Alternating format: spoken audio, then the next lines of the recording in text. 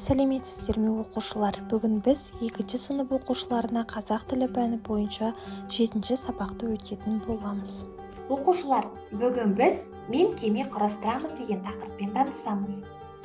Сен не істейсің? Сен құрастырасың. Жаңа сөздер. Не істейсің? Кеме құрастыру. Тыңдалым. Тыңда, қайталау, оқы. Мен қайық жасаймын. Қайықты бояймын. Әнел үй құрастырады. Әлібек пен Анна кеме құрастырады. Тыңда, қайталау, оқы. Тыңдалым, айтылым тапсырмасы. Мынау сурет. Мен суретті бояймын. Мынау гүл. Сен гүлді бояйсың. Мынау қайық.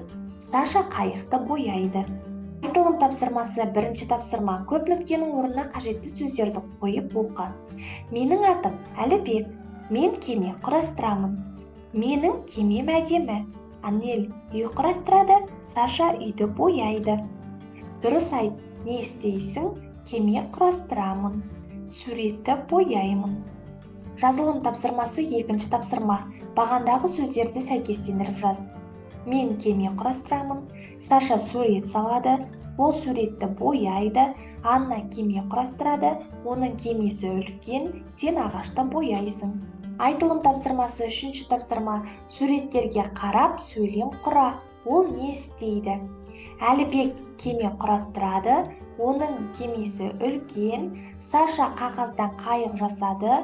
Оны әдемі қылып бояды. Андрей мен Әділет сурет салды. Әсем бассейнге түсті. Төртінші тапсырма. Айтылым. Кім не істейді ойыны?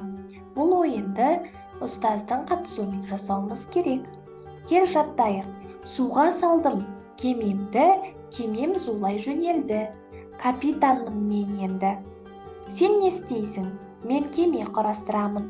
Сен қайықты бояйсың. Ол суретті бояйды. Оқушылар, осымен бүгінгі біздің сабағымыз аяқталды. Менің каналыма тіркеліп, лайк басып, пікір жазуды ұмытпаңыз. Келесі сабақты жіберіп алмаңыз. Сау болыңыздар.